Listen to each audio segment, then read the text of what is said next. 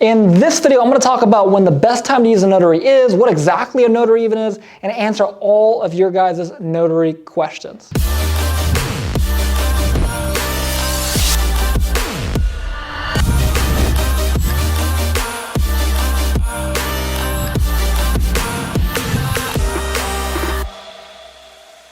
All right, guys, so again, in this video, I'll be answering all of your guys' notary questions. I've been getting a ton of questions on my Instagram, which, by the way, if you're not following me already, follow me at Spencer J. Van. I try to do 1 or 2 Q&As every single week, but I've been getting a ton of questions over and over again about these notaries, what exactly a notary is, all these things. So in this video, I'm gonna be covering that. But before we jump into that, make sure you guys like this video, and of course, make sure you subscribe and turn the notification bell on, because once per month, we actually do a free live stream on my YouTube, and on that live stream, we'll give out some free courses. You wanna get notified when we go live with that. So with that being said, again, make sure you like this video, make sure you subscribe, and let's go ahead and let's jump right into it. So the first question I think that is important to answer is what exactly a notary is. Some people that have been asking me, hey, what even is a notary?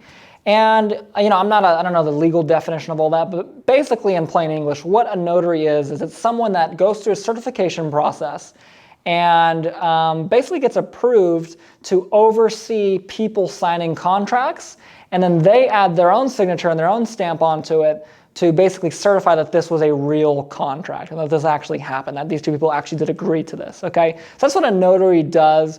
There's all different types of notaries. You can find notaries at post offices, UPS stores, banks sometimes have notaries.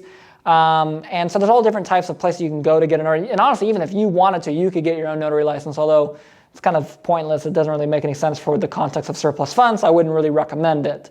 But that's essentially what a notary is. The next kind of thing is, why would we need one for surplus funds, and when do we use them? And as I mentioned before, notary is simply just kind of a third party that oversees everything, makes sure it's done legitimately, and then kind of gives their stamp of approval, quote unquote, that the contracts are done correctly. So you would need a notary in surplus funds, obviously, when you're signing the contracts. Now, here's the tricky part about surplus funds. Depending on what state you're in, depending on what niche you're in, and depending on the amount, you may or may not need a notary. So to give you an example, because I know a lot of you guys are doing state funds in California, state funds in California, if the amount that your total that's being recovered is less than $1,000, you do not need a notary, even if you're recovering it for someone else, okay? However, if it's more than $1,000, as of me recording this video, you do need a notary, right? So even though it's in the same niche, just based on the amount, you may or may not need one, okay? Now, the secret with notaries is simply to get a mobile notary. You want to make it as convenient as possible for the client, meaning the person that you're recovering money for. You want to make it as convenient as possible, especially right now, what's going on with the whole COVID situation. A lot of people don't want to leave their house. You can have someone go to them and just be there really quick and oversee everything. And that's called a mobile notary. Now, typically, you're going to spend anywhere from $40 to $100 for a mobile notary. It really just depends. And literally all you need to do, someone asked me, well, how do I get a mobile notary? All you need to do, there's this website. You guys probably haven't heard of it. I'm going to give you guys some real sauce here, okay? I'll spell it out for you. Hopefully you guys are taking notes. It's www.google.com. You want to Google mobile notary and then put in your city or the city that the person's living in. And you guys like that one? And and when you do that, you'll be able to find a couple of mobile notaries that are there, and you'll just be able to hire one of them. Now, one of the key things with notaries is the way you present it to the client. So if you present it as hey, yeah, we're gonna have a notary come over and da-da-da, it's not a big deal. They might even look at it as an annoyance, right? So you don't wanna present it that way. How you wanna present it to the client is, hey, listen, most of the time, we don't pay for the mobile notaries, but I really like you. I'm gonna go ahead and cover the cost of the mobile notary to have them come out right to you, and so you can get everything taken care of. You don't even have to leave your house, right? That sounds a lot more better than, oh yeah, I'm gonna send some guy to your house and da-da-da, right? So again, it's all about how you present things, and when you're presenting it as hey, it's a value add, right? You're saying, hey, I'm gonna pay it out of pocket, and I'm gonna have them come right to you. You don't have to leave at all. That to them seems, oh, this guy's a professional. He's willing to put up some money to get this to happen. So he's bought into it. And, listen, I'm working with someone that knows what they're doing, right? And that's ultimately what you want to do, as well as just having the value out of oh, he's covering the cost for me. It's kind of a nice thing to do, right?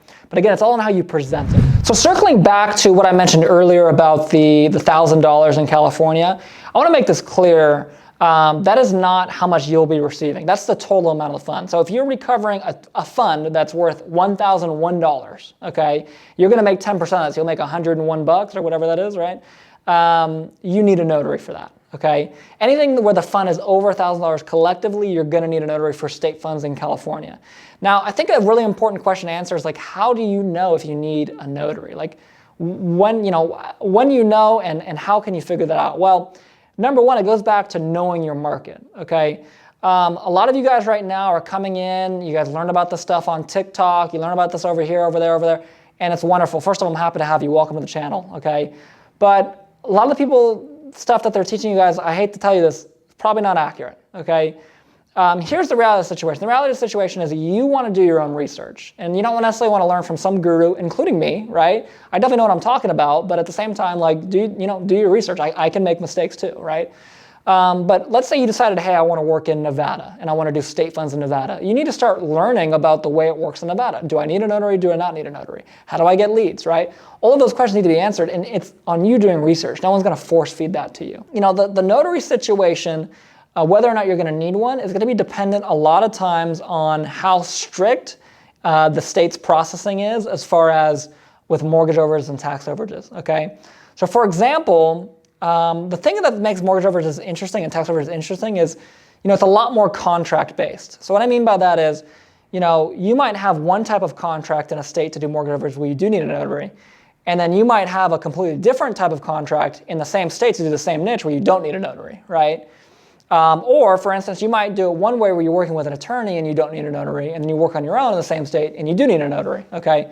So it can kind of go either way. One of the biggest benefits to notaries outside of state funds, even if you don't need it with a mortgage fund or a tax overage or something like that, is a lot of times if you have a notary, the people on the other side of it, the trustees or the counties or whoever you're working with to get the funds released, they'll look at it as a more legitimate contract. They say, okay, this is notarized, this is legitimate.